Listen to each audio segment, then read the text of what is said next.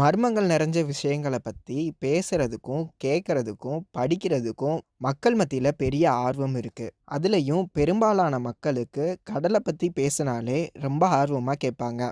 அப்படி கடல் சார்ந்து நம்ம எல்லாரும் சின்ன வயசுல இருந்து கேள்விப்பட்ட ஒரு இடம் தான் பெர்முடா ட்ரையாங்கிள். 1948 இருந்து 1949 வரைக்கும் பல ஃப்ளைட்ஸும், கப்பலும் காணாம போன இடமும் பெர்முடா ட்ரையாங்கிள். அப்படி என்னதான் அந்த ட்ரையாங்கிள்ல இருக்கு அப்படின்னு கேட்டா, ஆளுக்கு ஒரு காரணங்கள் சொல்லுவாங்க. இங்க ஏலியன் இருக்கதாகவும், டிராகன்ஸ், காட்ஸில்லா இந்த மாதிரியான விலங்குகள் இருக்கதாகவும் சிலர் கற்பனை கதைகள சொல்றாங்க.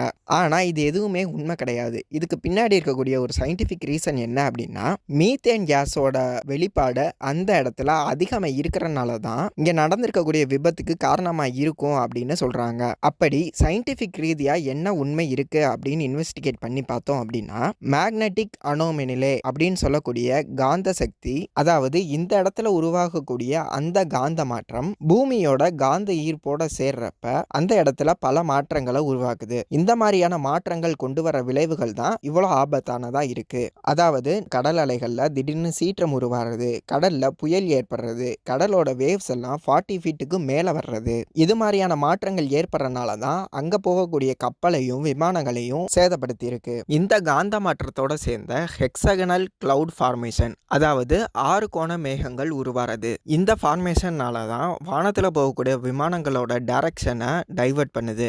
அதுக்கப்புறம் தொடர்ந்து எல்லாமே மால் ஃபங்க்ஷனிங் ஆக ஆரம்பிக்கும். இந்த மாதிரியான காரணங்கள் தான் அங்கே நடந்த வான்வெளி விபத்துக்கு காரணமாக இருந்திருக்கு. ஆனால் இன்னைக்கு வரைக்கும் இந்த இடத்துல சேஃபான கப்பல்களும் சேஃபான விமானங்களும் போயிட்டு தான் இருக்கு. அப்புறம் ஏன் இந்த இடத்த இவ்வளோ அமானுஷ்யமாகவும் இவ்வளோ டேஞ்சராகவும் பேசுகிறாங்க அப்படின்னா, இங்கே இருக்கக்கூடிய இந்த சயின்டிஃபிக் ரீசன் தெரியாமல் அவங்களோட கற்பனை கதையாகவும் கட்டுக்கதையாகவும் சொல்கிறனால மக்கள் மத்தியில் இது பெரிய அளவில் பேசப்பட்டுக்கிட்டு வருது.